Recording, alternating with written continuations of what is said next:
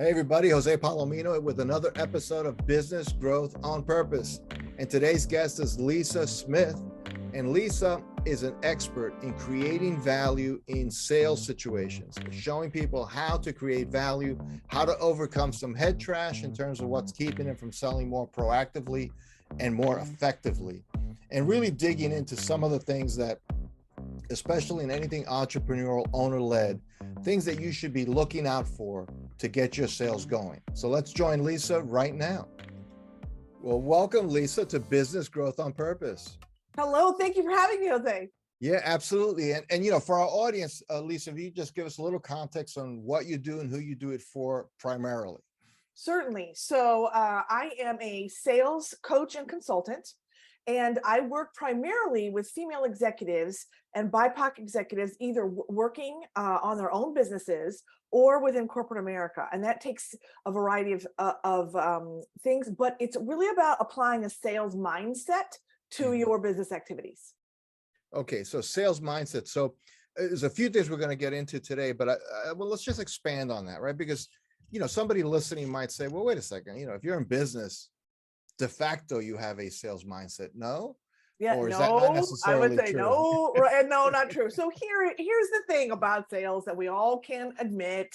It's like the dirty four-letter word, okay? No one likes to think about sales. When they do think about sales, specifically decoupled from things like marketing activities or revenue, talking about those things, they tend to think about that, oh, it's aggressive, it's smarmy, it's you know, I'm a nuisance, and it's not about that at all. So my theory is that everyone is actually selling all the time. They're just not thinking about it in that context, because selling, especially in B2B, is about relationship building. It's about solving problems, providing solutions.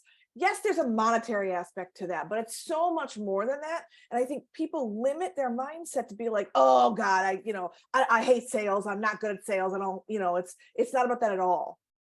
Okay, so interesting. So like when you frame it as it's all about finding opportunities for alignment, for creating value and so on, which I'm a big believer in, and I'm Yes. right with you on that. But there is something to be said, especially in an entrepreneurial context, where often the owner is the primary sales Yes. engine, right? Yes. So there are some things you have to do to make sales happen. You could try to be Mr. Alignment all day long, but somewhere you have to pick up the phone, you have to go to a trade show. It's true. So what have you found to be like the number one or two most things that cause the greatest fear when you talk to somebody about selling? Because I'm really picturing that owner operator of a B2B business where they are the frontline rainmaker. Yes, 100%. So two things I find. Most of those individuals consider themselves introverts. And because they consider themselves introverts, they don't like initiating conversations. Once they're in a conversation, they're fantastic. Or if they're one-on-one, they're fantastic, but they really fear talking to a larger group of people. So I talk a lot about that. Actually, there are many ways I believe, and I'm not the only person who believes this, Matthew Pollard wrote a book on it, that introverts make the best salespeople, because it's about actually asking great questions and just listening, not necessarily talking. So people fear being in that environment, right? Whether it's Zoom or in person, because it's awkward. They don't know what to ask. They don't know what to say. So there's very simple tools that we can use to kind of get around that. And the other thing they fear, number one thing, they fear follow-up, because follow-up is where they get this perception that I'm being pesky, I'm being intrusive, I'm just being, you know what I mean? I'm being obnoxious. And could you be that if you follow up too much or the wrong way? Absolutely. But there are simple processes and procedures that you can use that basically just say, hey, I just wanted to remind you we had a great conversation, or just to stay top of mind. Because the thing that we forget, especially in B2B, there are a million things going on in our life. And even if we have a really big problem we have to solve and we had a great conversation, you might be the right solution. We forget that we talked about that. We're moving on to something else. We might be fighting a fire, right? So I think it's about initiating those conversations if you don't know what to say, or, and they hate small talk, all that good stuff. And it's follow up. Okay. Well, let me dig in on follow up a little bit, because the way you framed it from the beginning, I think is really powerful. You know, in a way I've tried to coach salespeople in my career has been, what you're doing in sales is you're providing a necessary and desirable service. which is you're Right. providing information and options for somebody who's looking for information and options. It's pretty Right. simple. Right. So follow-up is in many ways a great kindness, because like you said, I left that conversation. I know that person could help me, but oh, the phone's ringing and my emails are blowing up and I got to deal with that. So when a week later that person pings me again and say, hey, by the way, just this is the information you asked for, I'm going, man, I'm so thankful they reached out, because Exactly. weeks would have gone by and I do need to solve that problem. So it's Exactly. actually a service. Right. Sales as a service. There you go. There. So, I love it. I love it. it's a thought. Now you mentioned, in your practice, and I do want to touch on this a little bit, working, let's say, with a lot of women leaders, right? Mhm, So mhm. obviously it's not like we're not in the 1960s. Women are in business, they make Right. executives and so on. Right. But have you found, and in your work and practice, that there are other, for lack of a better term, other head trash that Oh, gets in yeah. the way of women leaders maybe doing some of these activities? Yeah, 100%, 100%. And a lot of it is societal. We just have to be honest. Okay. This is just the way that our society works, primarily in the United States or in Western civilization. But there's a ton of head trash, right? There is all of these sort of unwritten kind of rules and mores about the way we're supposed to act as women in business, right? And it's evolved over time. So when I started working in corporate America in the 80s, we basically had to look and act like men. That was the way that we needed to be seen and heard and recognized. And things have adapted a lot over time. And one of the things that I love to talk about that comes up inevitably is this idea of imposter syndrome. And I just want to talk about this. I'm really passionate about this because I believe that everyone, it doesn't matter who you are, what color, race, gender, sex, creed, has periods in their life where they have a lack of confidence or they don't feel like they are as prepared as they should be, right? I mean, that is being a human. Sure. That is being a human being.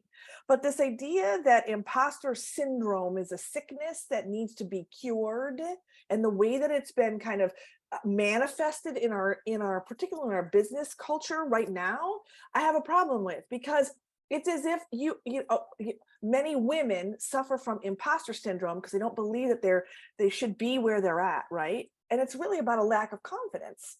And it's not a lack of something. It's just basically understanding that you do belong there, even though no one in the room it looks or talks like you, right? And it's a hump to get over. But that is some of the biggest, confidence, some of the biggest issues I deal with from a sales mindset perspective, for sure.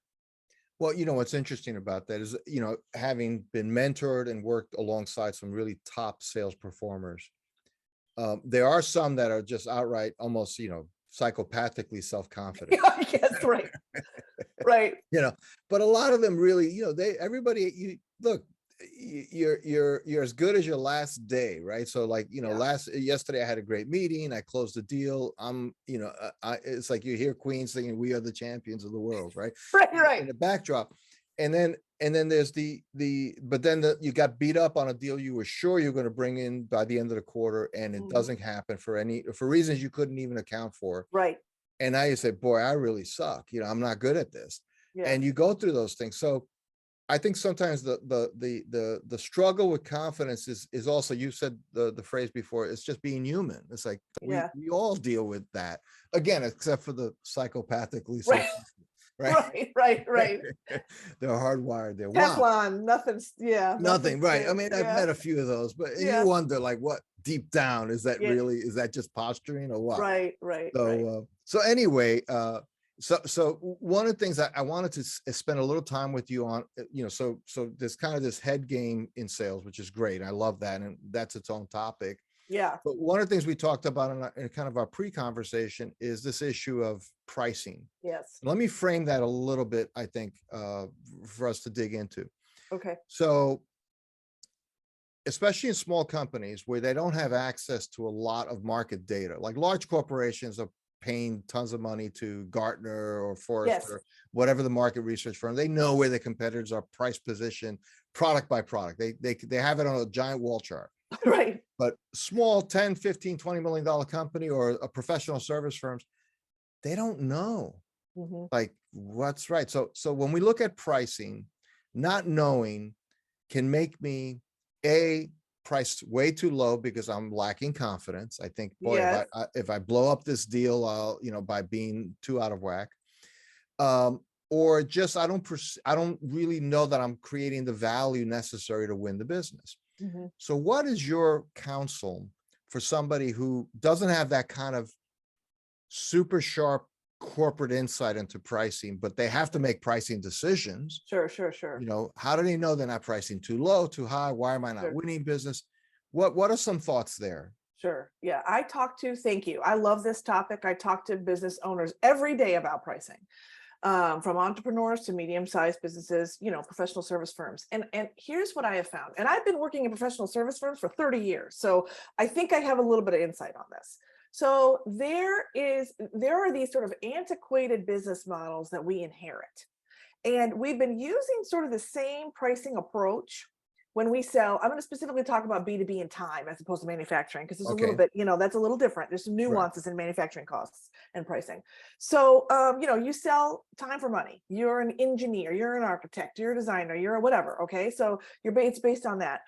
And we don't, first of all, we just say, okay, it's an hourly rate. We're going to build it out. And everyone approaches their billing by cost. What will this project cost me to complete? So the first thing I say is, all right, we're going to unpack that. What if you switched your mindset and said, what value am I creating for my client? Could I get paid for that? That's a completely different way to price your services. So it's not just that if this is going to cost me X amount of dollars in hours and manpower, right? A team of 10 people, we're going to do this. We're going to spend 15 months. It's going to be this, blah, blah, blah. Maybe there's some hard costs. That's how I come up with it. Instead of that, how much value am I creating and what is that worth to the client? That's a different kind of pricing conversation when you're negotiating with a prospect, right? The other part of pricing that I think is interesting in this antiquated model is I stumbled across this formula to take the hourly rate. And most of us take an hourly rate. We're like, okay, we have an employee. We pay that employee a certain amount of salary. We're going to mark that up by a certain profitability and we're done. That is not the way in our common denominator, in our economy now, that you can use pricing. You have no operation cost in there. You have no overhead cost in there. You have no true profitability cost in there, right? So I found this incredible formula which helps you break down an hourly rate to include that information so that you know that you're not just breaking even. You truly are making a profit with every hour that you bill. And I think that it's a very simple formula, but when I bring it to the table, it blows everyone's mind. It's like, oh my God, I didn't realize that I didn't have all this baked in. I thought I was covering this because, I'm looking at my P&L. I'm looking at it quarterly or I'm looking at it at the end of the year. And I'm like, yeah, I think that we're looking at it. We're making those goals. It's break even. Yeah, but you don't really know where you're leaking. You have no idea where that leakage is occurring. And when you start breaking it down by employee, knowing that your top employees are your younger employees are covering the salaries of those business owners, right? So there's all that going on. If you're not really looking at that and baking that in, you're walking away from money on the table. And that's not fair. I don't think anyone should do that. Right. So one is you're not actually, even if you were doing some version of cost plus, like law firm, engineering firm, professional service firm. Right. One is if you're going to go down that road, then really make sure you understand what that cost basis really is. Yeah, it's not just salary. Right. It's a whole lot of other things that go into it and how it actually gets allocated. Right. And, so utilized. Utilized by that individual. And the other side too is talk about value. And I love that. And I have my partner, he often says, well, listen, if somebody had the cure for a disease that your loved one really needed, there's no price that would be too high to pay, right? Like exactly. that the value is there. Now it's an exaggerated example, but it's the same principle. Exactly. So, I'm thinking of architects. Well, all right, when do they plan on opening this building for business? What are the kind of rents they're going to collect? what's at stake for them and their return on working capital, putting into Right. that process. Yeah. If there were delay, how much money are they going to lose? Right. And it's a lot, right? I mean, it could be, Yeah. you could miss a window, you could miss a funding window. There's tons of things. Everything. So meanwhile, you think, boy, should we charge $185 an hour or $215 an hour? Right. That's not even the right conversation. No. Now, the however to that, especially for those companies, and often, small companies, small and mid-sized companies, often make their living selling to large corporates. Correct. So they serve an ecosystem like aerospace in Connecticut or Yep. technology in California and so Absolutely. on. So those professional procurement departments at those firms often want to unpack your bid at a very Yes. granular level. Yes. So how, so you have all these grandiose, like, we're going to sell the value. We're going to sell, you're Yes. building an $80 million thing and we're a critical part of that. So we want $1 million. They say, well, what's your rate? What are you paying people? Who are you hiring? So how do you advise somebody to have that value price conversation with a counterparty that may be really rigid and strict in terms of how they want to process information? Yeah, that's a great question, because that's a tough environment. If you're in a bid environment, you're working with the government, or to your point with procurement, right? They know what this stuff costs. So I think that you do both. I like the gray suit, blue suit analogy, and I don't know if you've ever heard this story. No, I haven't. Okay, this is great. I'm interested. So working in a men's suit, very nice high-end retail store, a prospect comes in and says, okay, I'm looking for a gray suit. Fantastic. Here are all the different cuts. There's a lot of different weights. Do you want wool? Do you want 4-season? Do you want 2? What is it? And so you address the gray suit need up front. He wants a gray suit. He's told you that's what he wants. Okay. So you take care of that. But just for curiosity's sake, just in case you're curious, I put a blue suit in the dressing room as well. You might want to try it. You may not like it, but I thought in addition to the gray suit, you might consider the blue suit as well. Okay. And so that's not to say I'm forcing him to buy 2 suits. The point is to open the aperture with procurement to say, let me be 100% transparent upfront. I don't even want you to have to ask me for that. Let me give you everything I know you're going to want. But in addition, I want to give you that other value add piece that maybe your other vendors, the other people that you work with aren't talking about. They're going to solve your specific problem.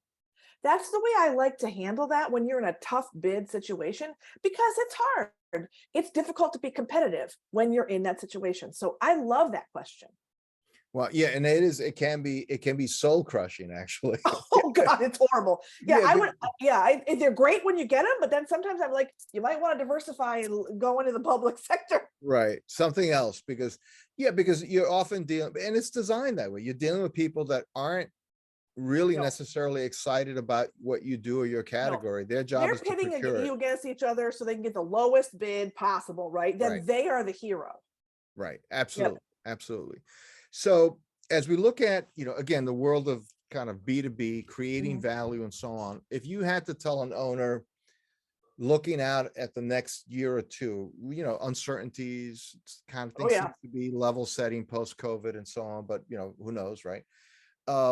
What are 2 or 3 things you would say to somebody running a business today, starting out or still a small company?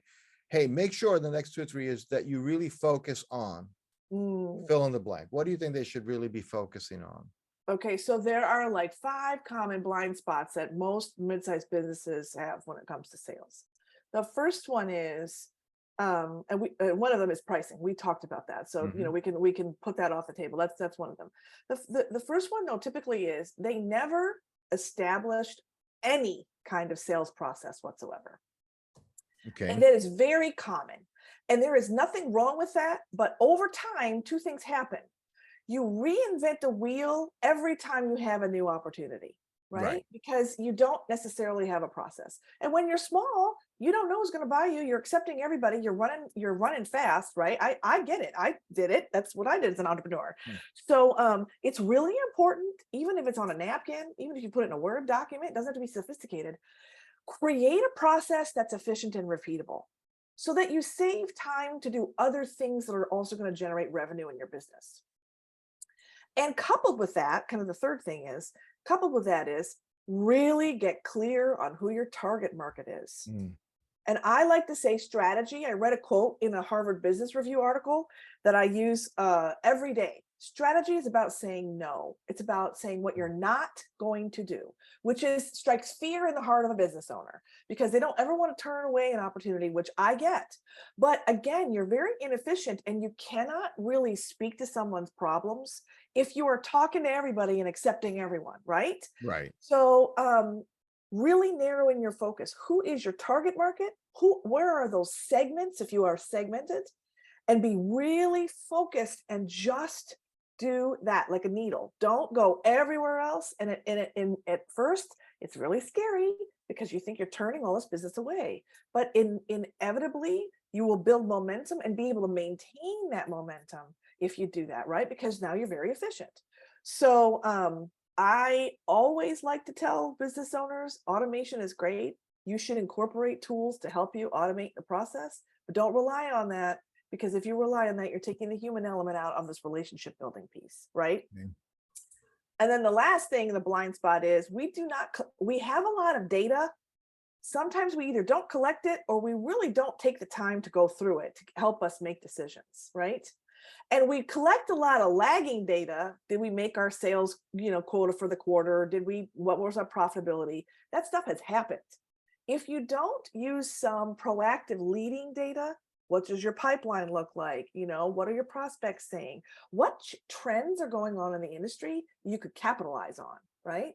Being proactive allows you to be nimble and adjust as things change because, Jose, you and I know they're changing daily. Oh, yeah, absolutely. Absolutely. Right? So if you can't, once those sales are booked, it's over. But if you're seeing a trend happen in the marketplace and business owners are smart and savvy and nimble, they're seeing that they can then change the approach in order to then either stay relevant or, make more money as opposed to losing opportunities. Right. You can't drive down the highway just staring at your rearview mirror. Oh, you'd be in big trouble. Or you'd be in big trouble. You have to look forward. I love those 5 blind spots, including no sales process, an ill-defined target market. Yep. Don't rely on automation. Make sure your data is forward casting as well. Yep. I love that, Lisa. And Lisa, I'm sure anyone listening to this really got a lot of stuff just in the brief conversation we've had here. Yes. If they wanted to know more about you and what you do, where should they go? Actually, what I would love for you to do is connect with me on LinkedIn. You can find me at Smith Co Sales, LinkedIn. Smith Co Sales on LinkedIn. Fantastic. Yeah. Lisa Smith, thank you so much for stopping by Business Growth on Purpose. We really appreciate it. Oh, it was great. Thank you for having me, Jose. My pleasure. Thanks for listening to another episode of Business Growth on Purpose. If you like the show, hit subscribe and leave us a review to help other people find the podcast. And if you're ready to take the next step in driving intentional growth for your business, come check out what we're doing at valueprop.com. We've developed industry-leading programs and systems to help B2B owners take control of their growth. Until then, thanks for listening to another episode of Business Growth on Purpose.